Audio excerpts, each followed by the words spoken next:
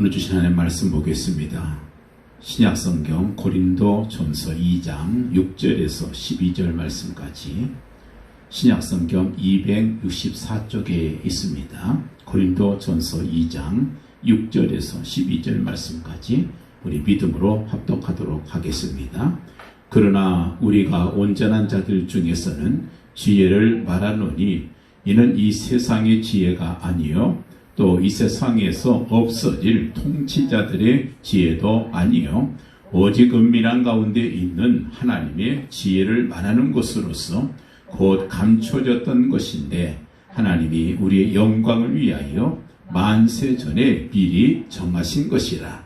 이 지혜는 이 세세의 통치자들이 한 사람도 알지 못하였나니 만일 알았더라면 영광의 주를 십자가에 못 박지 아니하였으리라.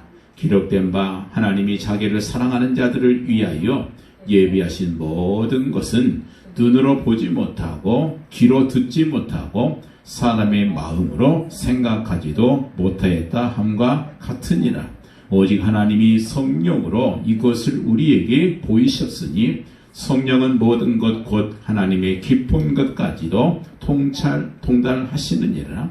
사람의 일을 사람의 속에 있는 영 외에 누가 알리요?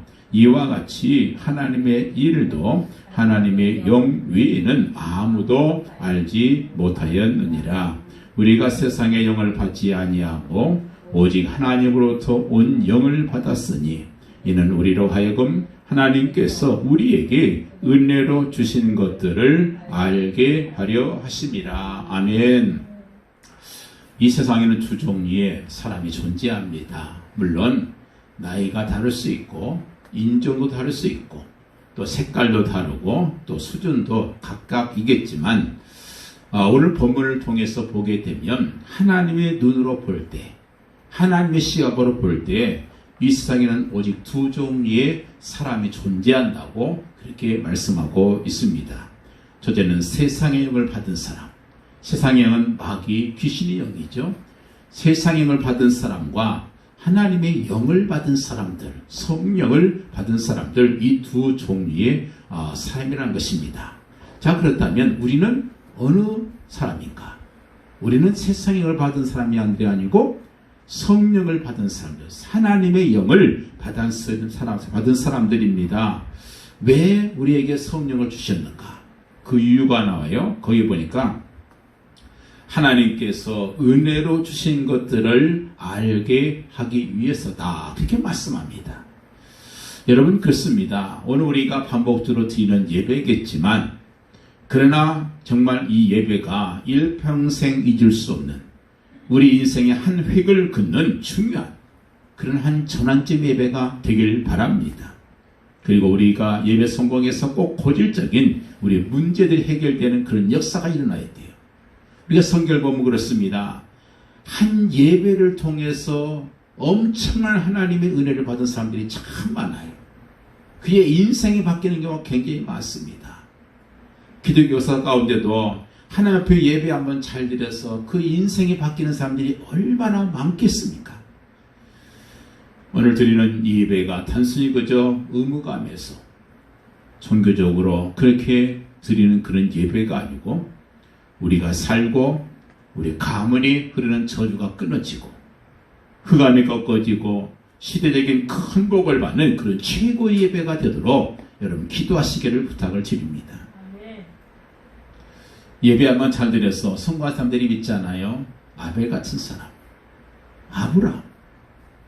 아브라함은 하나님 앞에 예배 드리면서 하나님 앞에 엄청난 복을 받습니다. 네가 믿음의 조상이 될 것이다. 네 후손이 하늘의 별처럼 많을 것이다. 그렇지만 예배 한번 못 드려서 실패한 사람도 많잖아요. 그 대표적인 사람이 가인이고 또 한 사람 사울왕 같은 사람. 예배 실패해서 그 인생이 망쳐지는 거죠. 오늘 우리가 예배를 드릴 때 은혜 받고 말씀 바르게 받게 되면 무슨 일이 나는가? 우리의 생각이 열립니다. 우리 영적인 안목이 열린다는 거예요. 그러면 그때부터 모든 것이 올바르게 시작이 된다는 사실을 기억해야 돼요. 이런 말이 있잖아요. 생각은 행동을 낳고, 행동은 습관을 낳고, 습관은 운명을 낳는다. 그 사람의 생각이 어떠냐에 따라서 굉장히 중요한 거예요. 정말 좋은 생각, 복음적인 생각을 하는 사람들은 항상 좋은 습관, 복음적인 습관이 나올 수밖에 없고요. 그 인생은 내용이 좋은 것으로 가득 차게 될 것입니다. 그런데 항상 생각하는 것이 삐딱하고, 삐딱하게 생각하는 사람은 습관 자체가 삐딱해요. 남의 것을 탐내기 시작한 사람은 전도둑의 습관이 생길 것이고, 그것이 나중에 큰 도둑으로 변할 수밖에 없는 거죠. 우리가 예배 성공함 통해서 우리의 생각 속에 그리스도의 생각이 가득 차길 원하고, 하나님 나라를 생각하는 그런 우리가 되길 원하고, 그러면 우리의 습관이 하늘나라 쪽으로 당연히 향할 수밖에 없겠죠. 그렇다면 그보다 더 귀중한 인생이 없고, 그보다 더 가치 있는 인생이 없다는 겁니다. 하나님께서 은혜 주신 것들이 어느 정도냐? 오늘 말씀 보니까 상상할 수가 없다는 거예요. 우리가 감히 생각도 못하고, 감히 볼 수도 없고, 아무것도 할 수 없는, 정말 엄청난, 바로 그런 것이 하나님께서 우리에게 주신 은혜로 주신 것들이라는 거예요. 그런데 이걸 발견을 못하면 어떻게 됩니까?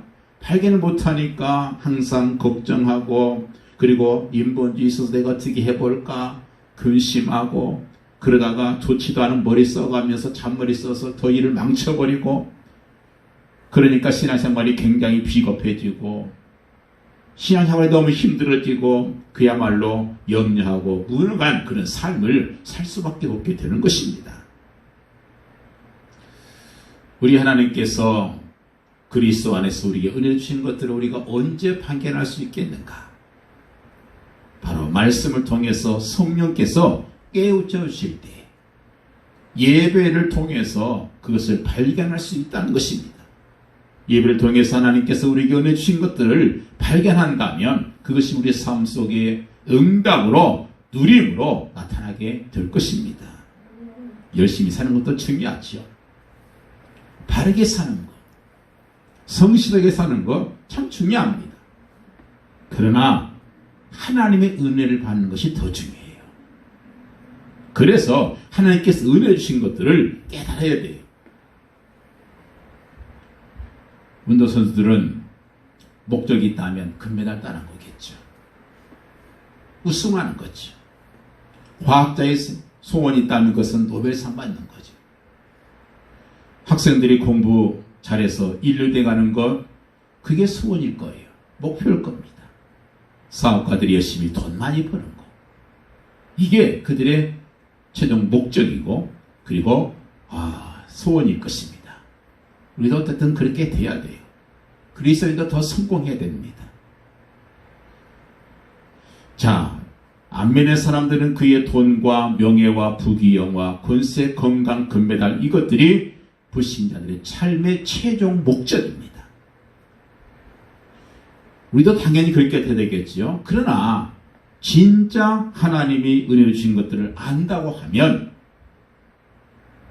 그것은 그냥 발판일 뿐이고, 시작일 뿐이고, 방법일 뿐이고, 기초, 그것뿐이라는 거예요.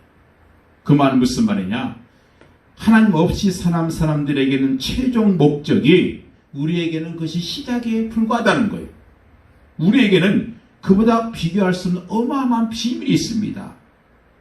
바로 거기에 본론이 있고 결론은 따로 있다는 거예요. 다른 사람들은 그게 최종 목적이지만 우리는 그것이 그냥 발판이고 시작이고, 그걸 통해서 하나님께서 이루고자 하시는 더 엄청난 그런 결론이 또 달아 있다는 것입니다. 사람들은 성공하려고 참 노력하지요. 다 성공할 수 없겠지만 그래서 별의별 수단을 다 씁니다. 그러나 우리는 성공이 우리의 목표가 아니고 그것은 기본이다. 돈을 많이 버는 것이 목적이 될 수 있겠지만 돈 가지고 해결할 수 없는 것들이 너무 많아요. 영적인 문제가 너무 많기 때문에 그들에게 답을 주는 것이 이것이 바로 하나님께서 우리에게 은혜 주신 것들인 걸 사실을 기억해야 돼요. 오늘 말씀을 통해서 중요한 답을 다시 한번 얻길 바라요. 우리에게 은혜 주신 것들이 얼마나 엄청난 것인가. 볼펜 가운데 가장 비싼 것이 있어요. 몽블랑이라는 그런 볼펜인데 그 꼭대기에 보면 그 별 모양의 백년설 비슷한 그런 문기가 있습니다. 그 모양이 있습니다. 우리나라 돈으로 한 30만에서 50만원쯤 돼요. 볼펜 하나가. 그래서 좀 폼 잡는 사람들은요, 그거 다 꽂고 다녀요.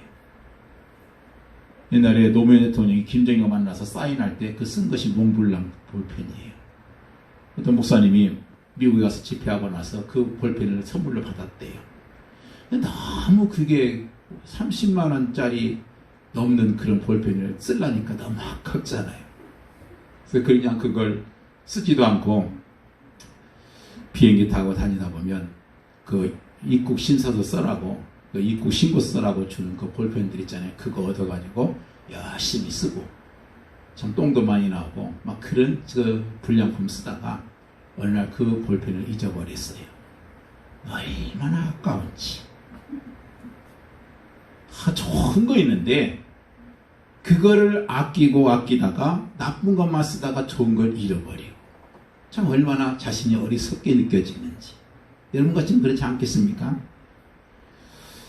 복음이 얼마나 귀한지, 얼마나 하나님 주신 은혜가 귀한지 모르는데 그걸 몰라가지고 그저 이 기껏 인생의 불량품 가지고 살다가 그거 가지고 찢고 볶고 살다가 그냥 서론적인 거 가지고 아둥바둥 살다가 예수 그리스도의 복음의 병에는 땅에 떨어뜨려 버리고 그야말로 초라하게 그렇게 사는 그리스도인이 99.9%라는 거예요.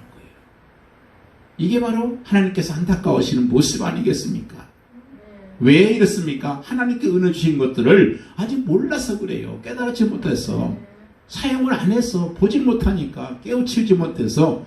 그래서 그리스도 안에서 예수 하나님께서 우리에게 은혜 주신 것들을 우리가 마음껏 사용하는 것이, 그것이 하나님의 바라시는 거예요. 부모가 자식한테 좋은 걸 사줄 때는 그걸 잘 누리라는 것이잖아요.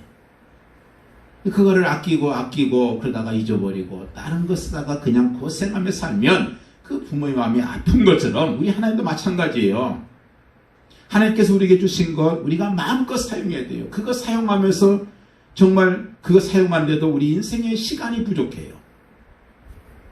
하나님께서 우리에게 그리스도 안에서 은혜 주신 것들을 우리가 찾아내야 되고 그거를 누리는데도 시간이 부족하다는 거예요. 이걸 모르니까 불신자의 종노릇하고 그저 그렇게 불쌍한 삶을 살는 거 아니냐 것입니다. 오늘 여러분 잘 깨닫는 하나님의 은혜가 있길 원합니다. 오늘 12절 말씀 보니까 우리가 세상의 영을 받지 아니하고, 세상의 영은 마귀의 영입니다. 그 마귀는 파괴시키고 멸망시키고 실패시키고 지옥 가게 만드는, 잘못되게 하는 영이 바로 마귀의 영이에요. 근데 우리는 그 영을 받지 않고 하나님으로부터 온 영을 받았다. 아멘. 여러분, 하나님의 영, 우리 사람은 영혼육이 있잖아요. 근데 영이 그 사람의 혼에 영향을 미치게 돼 있고 그 혼이 바로 그 사람의 육신까지 영향을 미치게 돼 있습니다. 그래서 마귀의 영향을 받게 되면 마귀 지배를 받게 되겠죠. 하나님의 영의 지배를 받게 되면 하나님께서 우리 주신 유익한 것들을 얻을 수 있다는 거예요. 우리는 오직 하나님의 영의 지배를 받아야 돼요. 마귀의 영의 지배를 받으면 안 됩니다.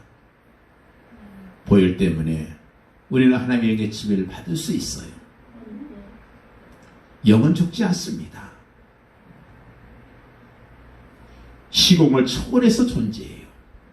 그래서 천국에서도 영원히 살 수 있고 당연히 천국 갈 수 있고, 그리고 또 더 나아가서 하나님께서 은혜를 주신 것들을 알게 하시기 위함이다. 이것은 우리가 이 땅에서도 천국을 누릴 수 있다 그 말이에요. 이걸 모르니까 못 누리는 거 아니겠습니까? 결코 성령은 우리를 망가뜨리지 않습니다. 살리는 영이십니다. 그래서 은혜로 주신 것들을 날마다 깨닫고 누리게 하시려고 우리에게 복을 주시려고 우리에게 성령을 보내주셨다는 거예요. 거기 보면 뭐라 그랬어요? 이는 왜 그러냐? 우리로 하여금 하나님께서 우리에게 은혜로 주신 것들 그랬어요. 줄 것이 아니에요. 미래임이 아니고 이미 주신 것들이에요. 이미 주셨습니다. 이미 주신 것 주셨으니까 우리가 그걸 깨닫게 되면 날마다 누릴 수 있다는 거예요. 우리가 할 것은 뭐겠어요? 주신 거 발견하면 되는 거예요. 그 옛날에 보면 어렸을 때 그 보물찾기 많이 하잖아요. 학교 때, 초등학교 때나 교회에서도 많이 했습니다. 수련회 때면 점심시간이 되면 선생님들이 살며시 빠져나가서 저쪽 어디 숲으로 가서 그 숲이나 들에다가 이제 보물을 다 숨겨놓습니다. 돌멩이 속에도 숨겨놓고 나무가지 사이도 숨겨놓고 또 어떤 깡통 속에도 집어넣기도 해놓고 또 나무 이렇게 그 껍데기 그 사이에 비면 거기다 수저넣기도 하고 그리고 나서 여기서 어디까지가 범위니까 가서 찾아라. 그럼 열심히 찾으면 뭐예요? 찾으면 내 거예요. 찾으면 내 것이 되는 거예요. 이미 하나님께 주셨어요. 근데 이거를 못 찾으면 내 것이 아니죠. 여러분 가치가 아무리 귀해도요. 그 값어치를 모르면 싸구려 취급해버립니다. 옛날에 영국에서 선교사들을 제일 많이 파송했거든요. 근데 선교사들이 가서 재미 본 게 있어요. 바닷가에 가보니까 이 진주 조개가 막 널려 있어요. 그래서 열어보니까 진주예요. 근데 거기 현지인들은 진주가 뭔지를 몰라.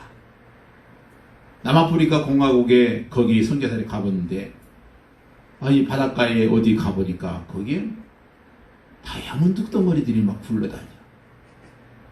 근데 그게 다이아몬드인지 모르니까 그거 가지고 그냥 모래 취급해버려요. 돈이 많이 벌었대요. 제가 사우디 있을 때 거기 갔더니 굴 있잖아요. 석화. 굴이 대접만이에요. 대접. 접시만이에요. 내가 볼 때 한 10년은 된 것 같아요.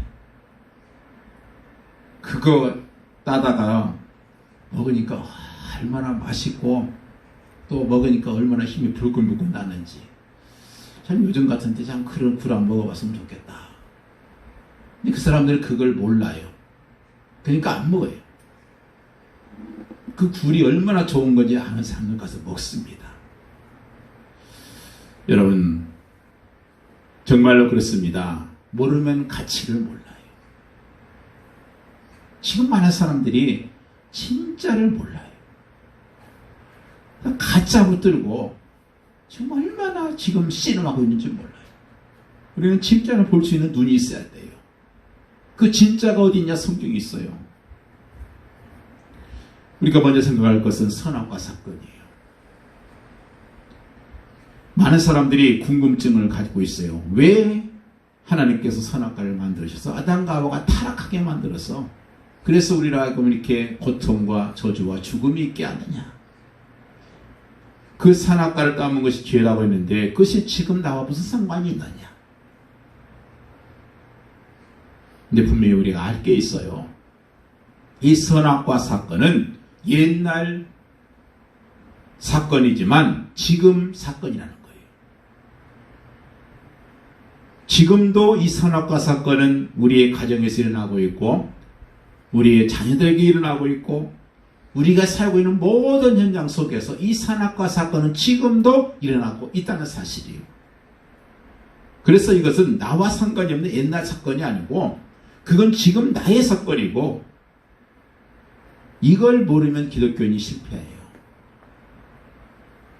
이 선악과 사건은 옛날 사건이지만 지금 내 사건이다.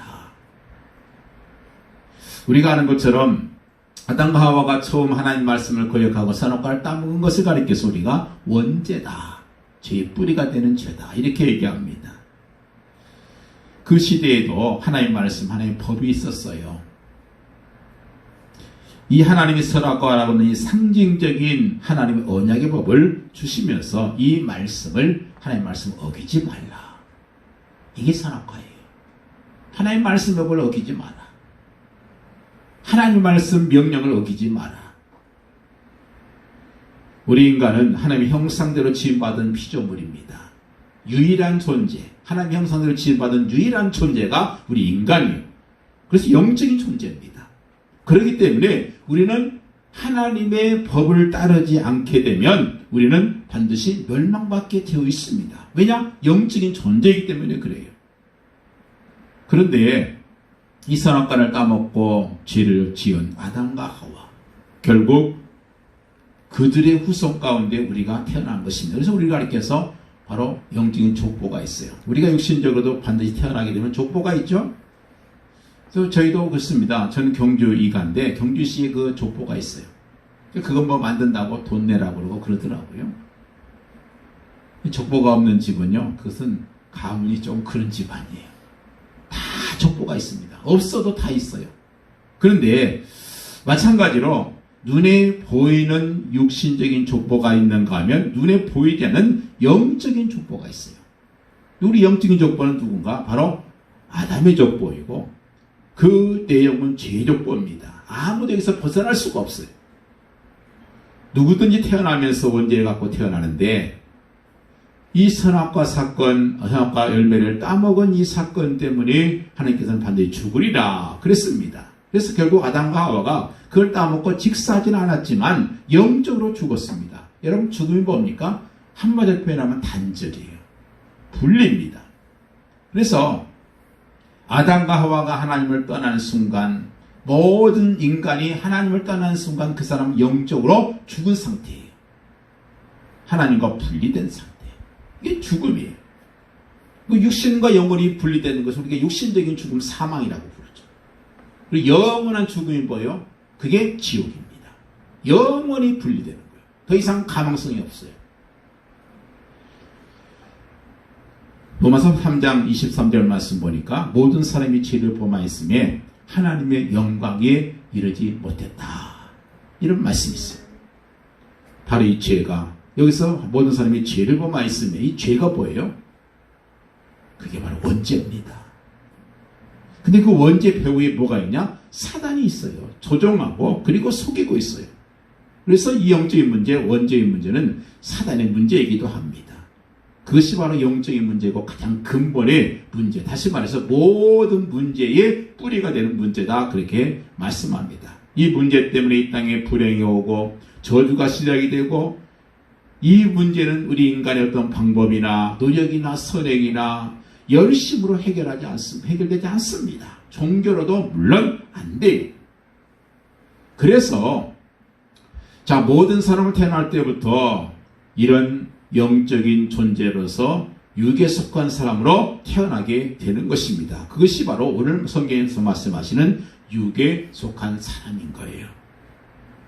육에 속한 사람은 멀쩡히 살아있지만 영적으로는 사망 상태예요. 우리가 식물인간은 코마라고 그러잖아요. 깊이 잠든 사람, 의식이 없는 사람. 이 영적인 코마가 되면 어떻게 되는가? 이 세상의 것이 다예요. 영이 죽었는데 그 세상의 것, 영적인 것이 보이겠습니까? 이 세상의 것이 다예요. 눈에 보이는 게 전부예요. 철저하게 육신만을 추구하는 인생을 살 수밖에 없어요. 그래서 오늘 말씀 6절에 보니까 그랬어요. 이 사람들은 세상의 지혜를 따라가게 되어 있다. 세상의 지혜를 따라갈 수밖에 없다. 하나님의 지혜를 볼 수 없기 때문에 세상의 지혜를 따라갈 수밖에 없다는 거예요. 여러분, 세상의 지혜는 어떻게 없습니까? 물론 태어날 때부터 지혜가 있는 사람이 있어요. 열심히 공부하면 지혜가 오고요. 열심히 책을 보면 지혜를 얻게 됩니다. 그런데 아무리 공부를 많이 하고 아무리 책을 많이 읽어도 이 지혜 가지고는 하나님을 알 수가 없어요. 그 사람의 IQ가 200이 넘는다 해도 영적인 IQ는 제로, 꽝이라는 거예요. 하나님을 절대로 알 수가 없어요. 그래서 하나님을 알 수도 없고 영적인 것을 말하면 못 알아듣고, 그리고 바로 이것이 육신적인 사람의 속한 사람들의 특징이라는 겁니다. 그래서 이 사람들은 세상의 지혜, 오늘 말씀 보니까 세상에 없어질 통치자들의 지혜를 쫓아간다. 통치자라는 것은 지도자들이죠. 그들은 나름대로 머리가 좋아요. 지혜가 있으니까 그 정치하고 높은 사람 하는 거지 지혜 없는 사람은 그것도 못합니다. 근데 그거 따라가 봐야 뭐예요? 그에 비해서 세상에 없어질 통치자의 지혜라고 했어요. 사라져버림. 소용이 없는 바로 그 지혜를 따라간다는 것입니다. 이 사람들 12절에 보니까 하나님의 영을 받지 않고 세상 영을 받았다. 그러다 보니까 성령의 일을 받지 못하다 보니까 당연히 영적으로 무지할 수밖에 없고 또 영적으로 무감각할 수밖에 없고 영적인 일에 무관심할 수밖에 없습니다. 그래서 산무, 무지, 무감각, 무관성, 무관심. 그러다 보니까 전혀 영적인 일에는 관심을 가질 수가 없습니다. 그래서 오로지 생각하는 게 뭐예요? 육신적인 것만 사는 거죠. 육만 바라보는 거죠. 자, 그런데 그것은 그 육은 장차 썩어질 것이다. 성경이 이렇게 말씀합니다. 고린도후서 4장에도 보면 우리의 겉사람, 우리의 육신의 사람은 점점 후패져 간다.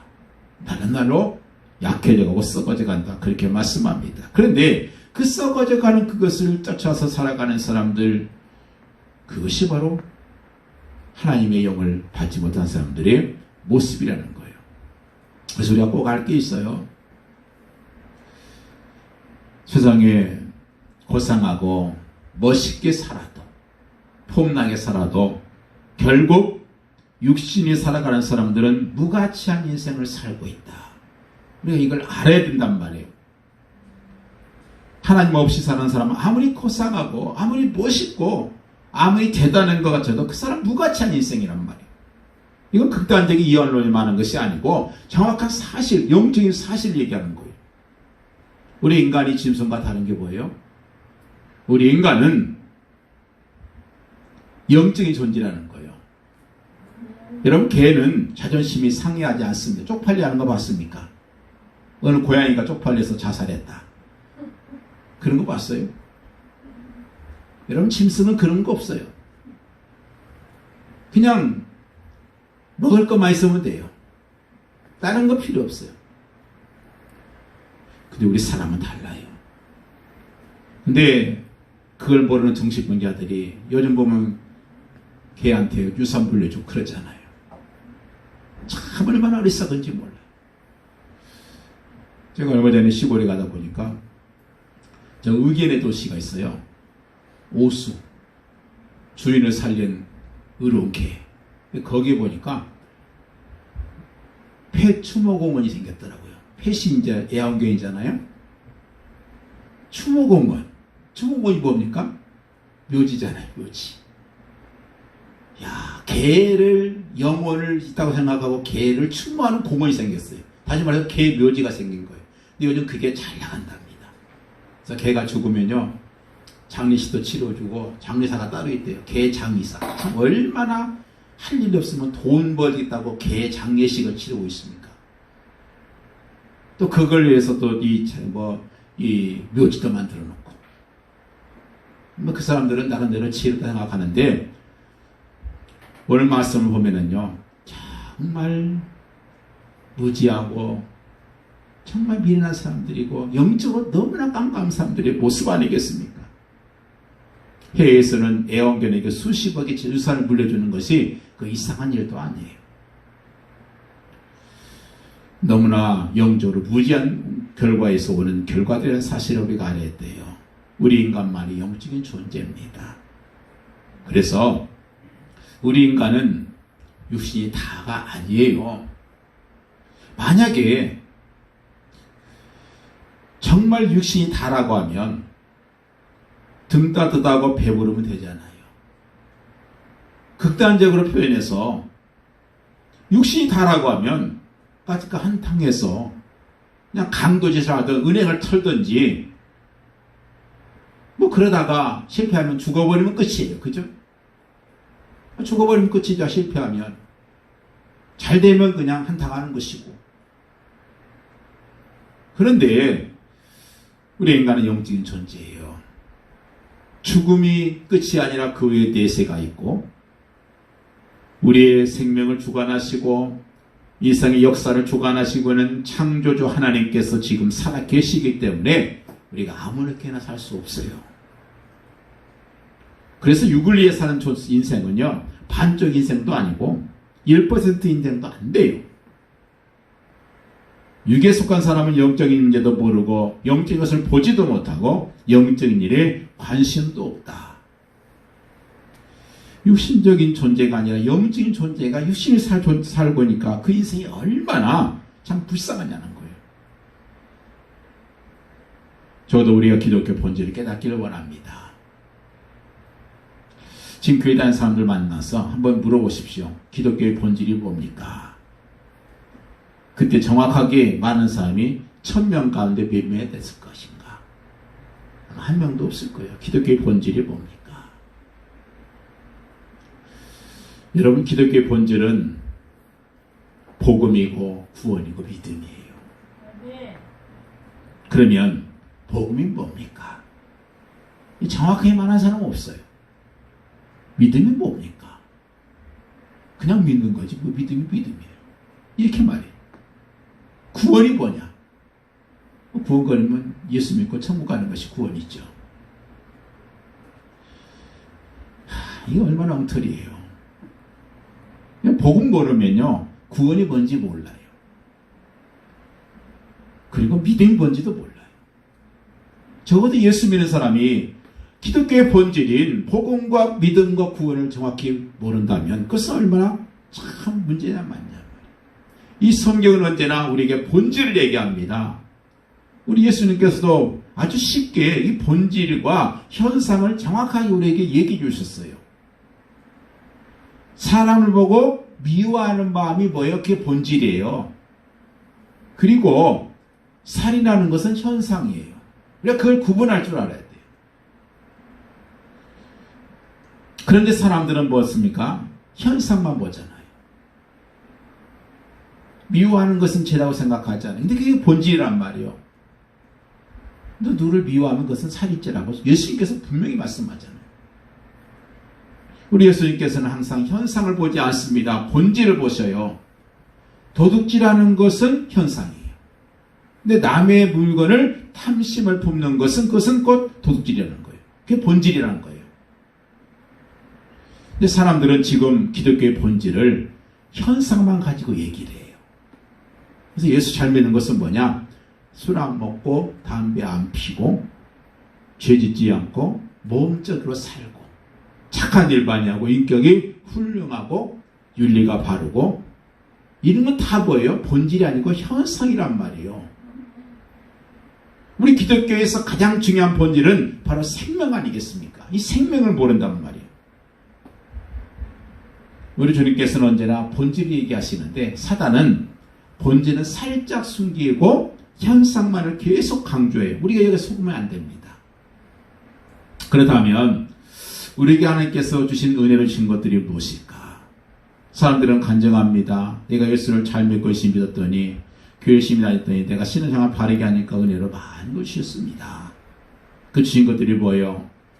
사업이 잘 되고 자녀도 잘 되고 식구들 사고 안 나고 건강하고 애들 공부 잘하고 원하는 대로 다 합격하고 취직 잘하고 이건 다 현상이라는 거예요. 이것이 만약 하나님의 은혜 주신 것들이라고 하면 여러분 불신자들은 부처님 은혜가 더 넘쳐요.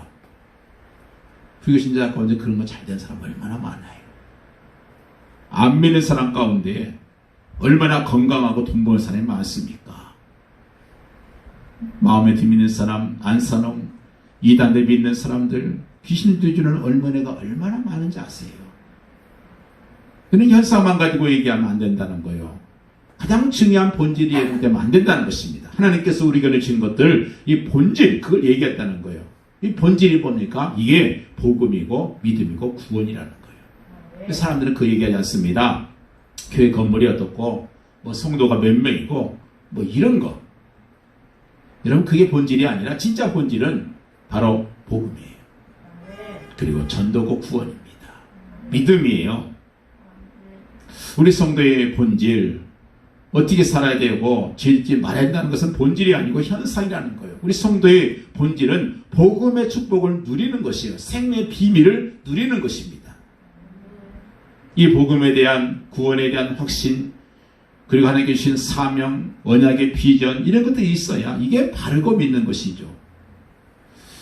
우리가 바르게 아는 것이 하나님의 은혜 주신 것들인데 하나님께서 우리 은혜 주신 것들을 생각하면 참 무궁무진합니다. 말로 표현할 수가 없어요. 오늘 말씀에 있던 것처럼 상상할 수도 없어요. 우리 불신자들이 추구하는 것과 비교가 안 됩니다. 게임도 안 되는 그거 가지고 우리가 괜히 불신자들 부러워하지 마세요. 우리가 비교식에 살필 필요가 없어요. 그럴 필요가 없습니다. 우리가 교만해서는 안 되겠지만 불신자들에게 기죽을 필요 없다는 거예요. 그냥 비교가 안 되니까. 그들은 모든 걸 가졌다 할지라도 가장 중요한 생명을 잃었잖아요. 생명을 얻은 우리가 가장 귀한 걸 가진 것입니다. 그래서 복음과 믿음과 구원이 가장 중요한 기독교의 본질이다. 이거를 꼭 기억하시기 바라요. 그렇다면 자, 복음 뭡니까? 원죄, 선악과 사건, 하나님을 떠난 것, 이것이 우리 인간의 노력과 방법은 해결되지 않습니다. 해결되는 길이 있는데 이것이 복음이라는 거예요. 하나님의 방법으로 해결할 수 있습니다. 선악과 때문에, 그 사건 때문에 인간은 저주받고 멸망하고 지옥 가야 되는데 그 문제를 우리 인간이 해결할 수 없기 때문에 하나님께서 친히 이 땅에 오셔야만 했습니다. 이것이 바로 복음이고 그 하나님의 방법이 바로 예수 그리스도라는 거예요. 하나님께서 직접 인간의 몸을 입고 이 땅에 오셔서 그분이 바로 예수님이시고 그 예수님께서 이 땅에 하신 일이 바로 복음이에요. 우리 예수님께 이 땅에 오셔서 하신 일이 뭐예요? 여러 가지가 있겠지만 딱 두 가지가 있어요. 그게 뭐냐면 십자가에 죽으시고 부활하신 겁니다. 물론 착한 일도 많이 하셨고요. 불의를 돕기도 하셨고 배고픈 사람 떡 만들어 주시기도 했고 병자도 고치게 하셨습니다. 그렇지만 그게 본질은 아니었어요. 예수님께 오신 목적은 딱 두 가지예요. 죽으시고 부활하셨어요. 이게 바로 그리스도의 일이고 예수님께서 오신 목적이고 바로 하나님께서 원하시는 길이었던 것입니다. 바로 그것이 메시아고 그것이 그리스도의 일이에요. 이것이 복음의 내용입니다. 예수님께서 그리스도의 일을 하셨다. 그리고 우리 인생의 가장 근본 문제를 해결하셨다. 이게 복음이에요. 이 복음을 우리가 바르게 알아야 되겠죠. 자, 그렇다면 믿음은 뭡니까? 자, 믿음은 그 예수님께서 하신 일을, 그 일을 하신 예수님께서 내 안에 오시는 것이 믿음이에요. 교회 다니고 기독교 의식에 열심히 익숙해져 있다고 해서 내가 교회 등록하고 그리고 직분을 맡았다고 해서 그것이 믿음이 아니라는 것입니다. 믿음은 뭐냐? 예수 그리스도께서 복음의 내용이 되시는데 그분이 내 안에 들어오시는 거예요. 이런 강도는 주인 허락없이도 막 들어가잖아요. 도둑들은 막 들어갑니다. 그렇지만 우리 예수님은 오시라고만 해야 오십니다. 믿음은 뭐냐? 예수님을 내 안에 오시는 것. 다시 말해서 영접이라고 표현합니다. 예수님을 영접하는 것, 이것이 바로 믿음이에요.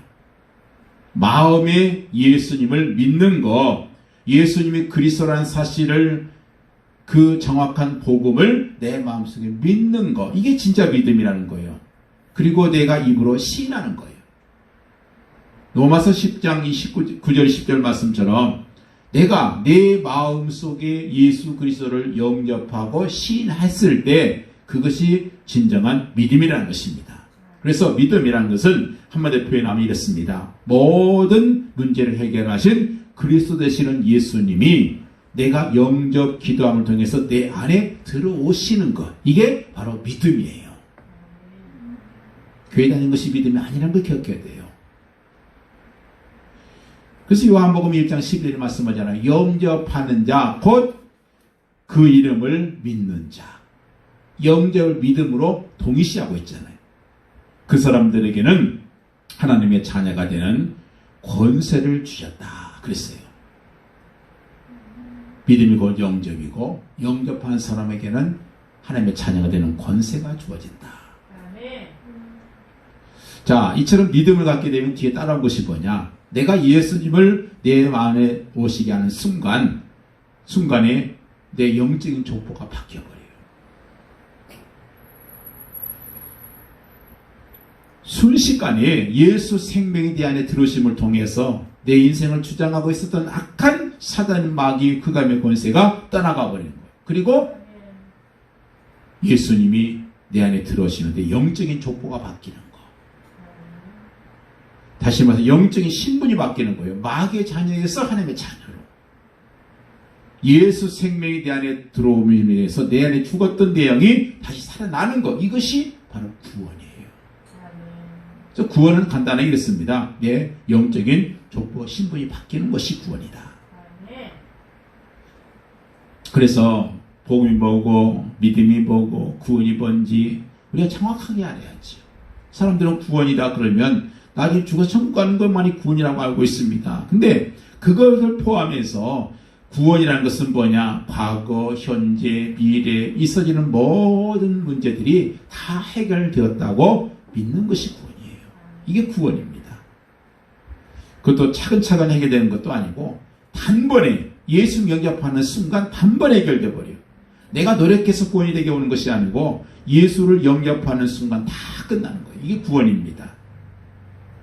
자, 그렇다면 이 복음과 믿음과 구원 속에 얼마나 어마어마한 그런 축복들이 담겨져 있겠냔 말이에요. 그것을 우리가 누려야 된다는 것이 오늘 본문이에요. 누리라. 지난주 말씀드린 것처럼 선악과 사건을 해결하는 방법이 예수님인데 그 예수님의 십자가 사건을 통해서 예수님은 하나님을 만나는 길을 놓으시는 참 선지자시다. 사탄의 권세를 영원히 꺾는 왕의 직분을 수행하신 예수님이시다. 그 죄의 문제를 완전히 해결하신 참 세상 역할을 하신 바로 그리스도의 삼중직의 역할을 하신 분이 예수님이시다. 바로 그것이 바로 복음이고요. 그분을 내가 영접함을 통해서 2000년 전에 예수님의 십자가 사건이 바로 내 사건이 되는 거예요.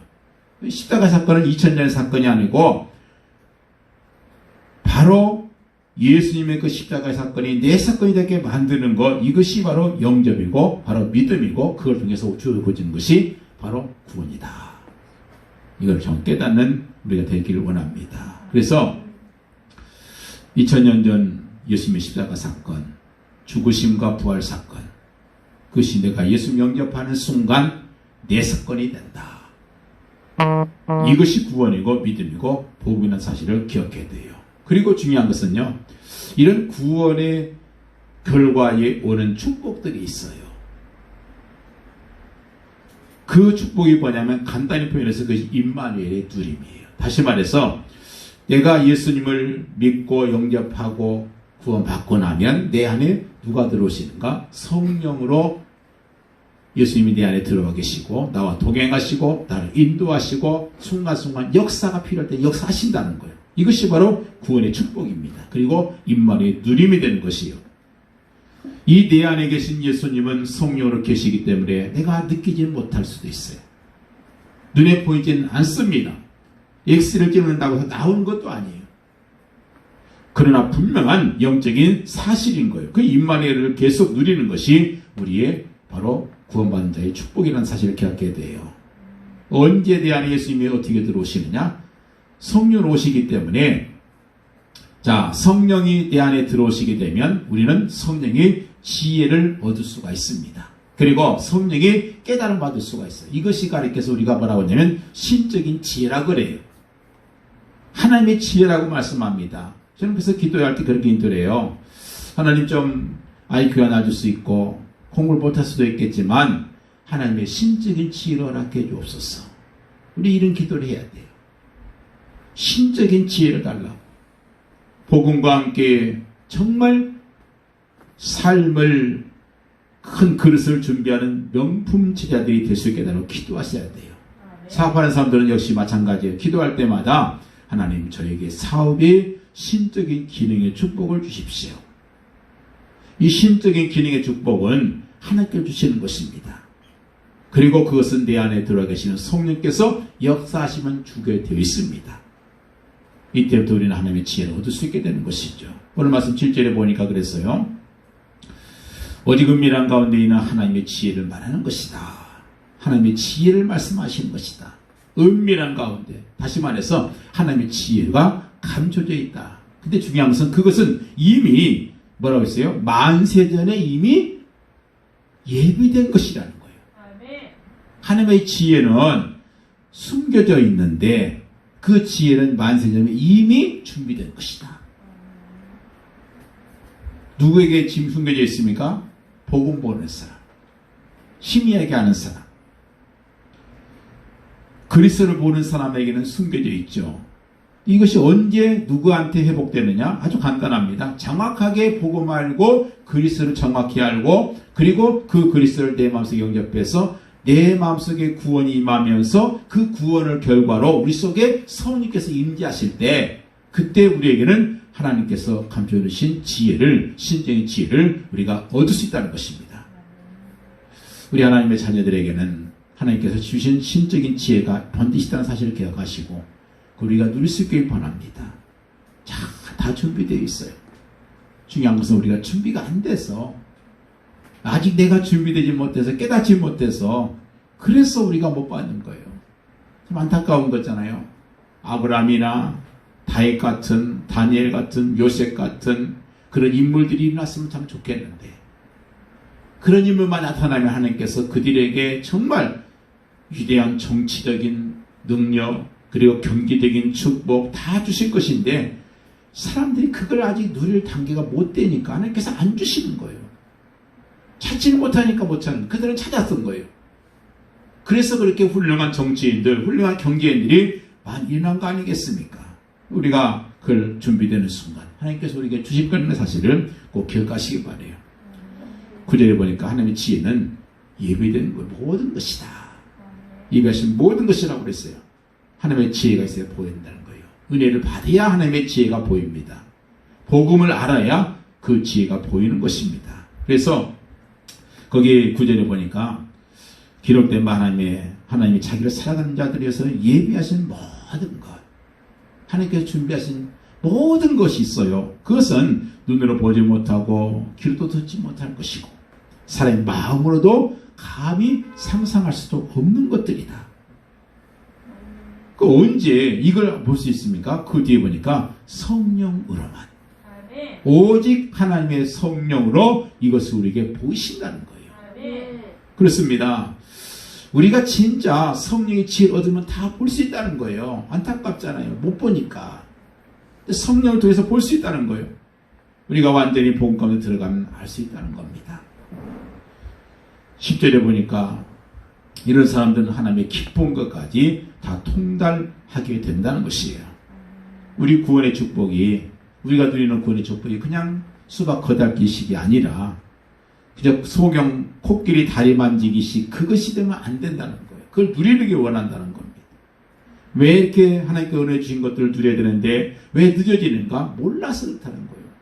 하나님께서 은혜 주신 것들 그 가치를 발견하지 못하니까 그래서 다른 곳에 자꾸 관심을 갖고 있으니까 그래서 내 체질이 아직도 복음을 방해하는 체질이니까 내 자존심이나 내 지식이나 내 경험, 육신적인 야망, 동기 이것이 있으니까 당장 올 것이 3년 뒤로 미뤄지기도 하고 1년에 올 것이 10년 뒤로 미뤄지기도 하고 그렇게 올 수밖에 없다는 거예요.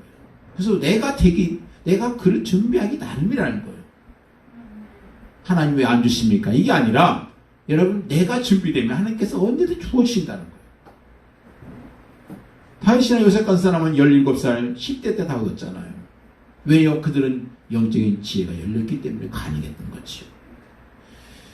왜 우리가 속상해 합니까? 왜 자신이 상하여 합니까? 왜 염려합니까? 그대의 육신적인 것이라면 내가 빨리 버려야지요. 내 염려가 육신적인 겁니까? 내 속상한 것이 육신적인 거예요. 빨리 버리는 게 지혜로운 거예요. 하나님께서 주신 것들을 하나님의 기쁨까지 통달하게 되면 다 누리게 되는 축복이 있을 것입니다. 구원의 축복, 우리 믿는 신자들이 받는 신분이 무엇이고 권세가 무엇이고 우리 하나의 구원받은 백성들이 누리는 엄청난 축복들이 참 많잖아요. 성령께서 항상 내주하시고 성령께서 항상 인도하시고 성령께서 항상 역사하시고 모든 흑암의 세력이 꺾어지는 비밀을 갖고 있고 천사들이 나를 돕고 있다. 이 영적인 엄청난 그 축복들을 누리는 우리가 되길 바랍니다. 그리고 정말 모든 것을 우리가 올인할 수 있는 그런 귀한 역사가 있기를 원합니다. 하나님의 은혜가 정말 모든 심령 힘 속에 넘치기를 예수님으로 간절히 축원드립니다. 기도하겠습니다. 하나님 아버지 감사합니다. 우리 은혜로 주신 하나님의 것들을 우리가 깨닫기를 원합니다. 그리고 하나님이 주신 것들을 일평생 누릴 수 있기를 원합니다. 바로 이 안에 성공이 있다는 사실을 기억하게 하시고 이 안에 행복이 있다는 사실을 기억하게 하시고 이 안에 사업과 건강과 우리 가문의 명예를 지키는 모든 것이 가능했다는 사실을 우리가 깨닫게 하시고 하나님 은혜 주신 것들을 일평생 누리는 우리의 모든 성도들 되도록 축복하여 주옵소서. 예수 그리스도의 이름으로